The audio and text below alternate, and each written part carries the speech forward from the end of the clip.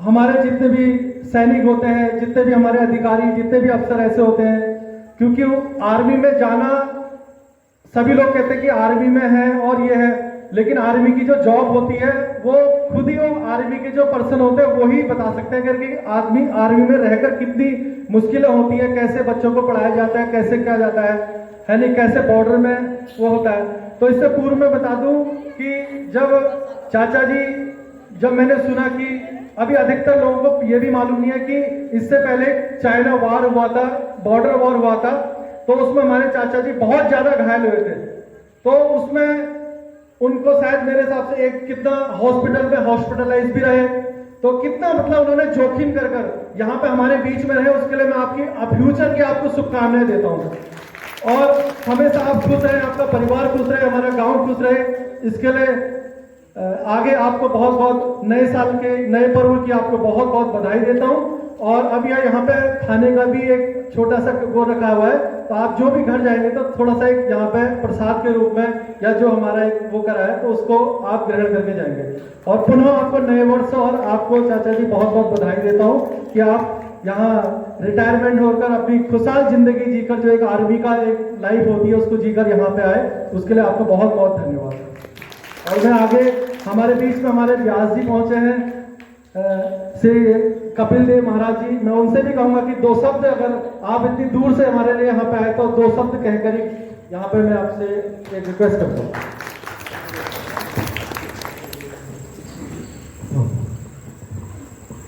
एक बार तो आप जोरदार स्वर से पूरा हॉल गुंजायमान करेंगे। भारत माता की जय, भारत माता की जय, वंदे वंदे। भारत माता को नमन करते हुए मैं बात यहां से प्रारंभ करूंगा। ये बैंक्वेट हॉल कितना धन्य है कि आज जब प्रारंभ था तो हमने भागवत कथा को किया और गौरवान्वित पल आज है कि आप देश की सेवा करके सकुशल पुनः अपने घर परिवार में लौटे हैं। गलवान घाटी में कितना भयंकर युद्ध हुआ आप सबने देखा होगा, और आपने किस प्रकार जो विरोधी दल था उसको एकजुट होकर के खदेड़ दिया। उसके लिए भी मैं भारत के जवानों के सहित आपको नमन करता हूं। जब आप बहुत घायल हो गए थे तो मैं यहां मिलने भी आया था, बहुत अधिक घायल थे। सच्चे मायने में अगर कोई भारत में सेवा करता है, ऐसी बात नहीं है, घर परिवारों में सब लोग करते हैं, मंदिर में पुजारी करते हैं, लेकिन हम सब सुरक्षित हैं तो आप जैसे सच्चे जवानों के कारण हम सब सुरक्षित हैं। इसलिए प्रत्येक भारतवासी को गर्व होना चाहिए। और मैं आपको और आनंद की बात बताऊं, इंटरनेट के माध्यम से मैंने जैसे ही पोस्टर देखा कि आप सकुशल सेवानिवृत्त होकर के आ रहे हैं, जाना तो मुझे किसी और दिशा में था, लेकिन आपका प्रेम मुझे यहां खींच लाया और मैं यहां चला आया। इन शब्दों के संग समस्त हमारे पूरा कोटाबाग क्षेत्र, 17 कुमाऊं को, पूरे परिवार को, माता कालिका को, सभी युवान भाइयों को और आप सभी हमारे अधिकारी परिवार को बहुत बहुत मैं नमन करता हूं, आप सबको बहुत प्रणाम करता हूं। और बस आपके लिए एक बात कह रहा हूं, आप सकुशल सेवानिवृत्त हो गए। अब सेवानिवृत्त हो जाने के बाद केवल घर में नहीं बैठना है, आपने अपने जैसे हजारों सैनिकों को बनाना है। इस उद्देश्य से हमारे इस कोटाबाग क्षेत्र में ऐसे सैनिक आपने तैयार करने हैं, इसलिए मैं आपको ये बात कहकर के जा रहा हूं। प्रत्येक घर से एक सैनिक, एक मां का लाल ऐसा होना चाहिए जो हमारी देश की सेवा करे।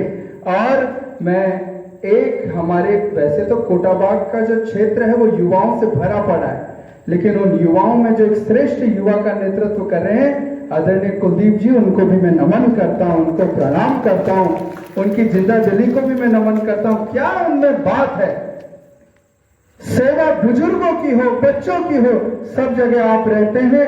आपका हौसला बुलंद रहना चाहिए, क्योंकि मैं बहुत अधिक समय नहीं लूंगा।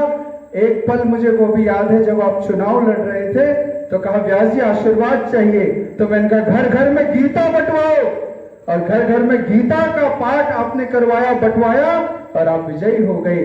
बस आपके लिए भी यही बात कह रहा हूं, सेना से निवृत्त होकर के आपने देश की सेवा करी, अब अगर आप करना तो अध्यात्म की सेवा करना, अध्यात्म में रह करके और हमारे सनातन धर्म को आगे बढ़ाना। इन्हीं शब्दों के संग नमन करते हुए, वंदन करते हुए पूरे अधिकारी परिवार को बहुत बहुत बधाई, देवजू देवता से प्रार्थना सब सकुशल रहे। आप सबको प्रणाम। भारत माता की जय,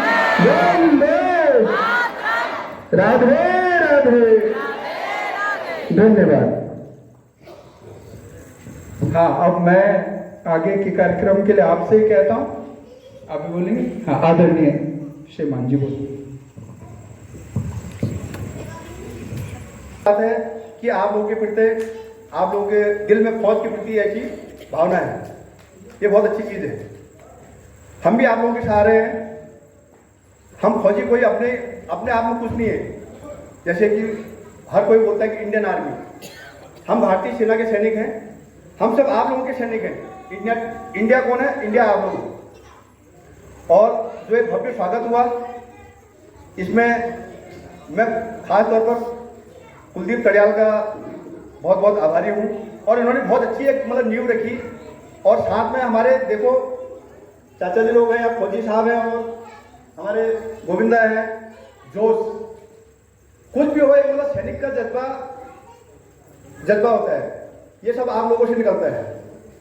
और सबसे बड़ी बात है, मैं आज कैप्टन बन के यहाँ पर आया हूँ। मेरी हस्ती कुछ नहीं थी, मैं रियल बोलता हूँ। ये मेरा परिवार, ये मेरे भाई लोग और ये आप लोगों ने इस लायक मुझे बनाया कि आज मैं सम्मान के साथ यहाँ पर आ रहा हूँ। नहीं तो शायद मैं एक टाइम में ऐसा था, मुझे याद है मेरे पिताजी खूब बोलते थे कि तेरे बस की बात नहीं है, तू कुछ नहीं कर सकता है, तू बिल्कुल निठल्ला आदमी है।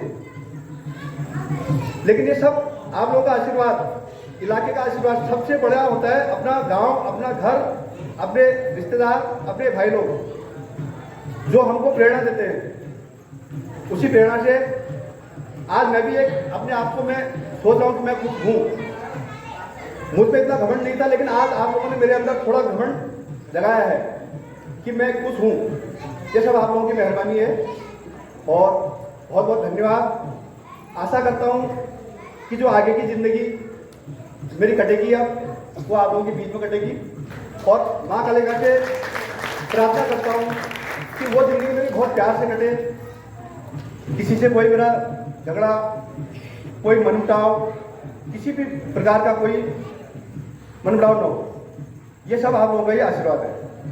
और एक बार फिर सभी साथियों का और आप लोगों ने जो मुझे प्यार दिया, जो सम्मान दिया मेरे परिवार को, आज मैं शायद सोचता हूँ कि आज अगर मेरे माँ बाप होते तो शायद वो बोलते हाँ तो बेटा कुछ करके आया।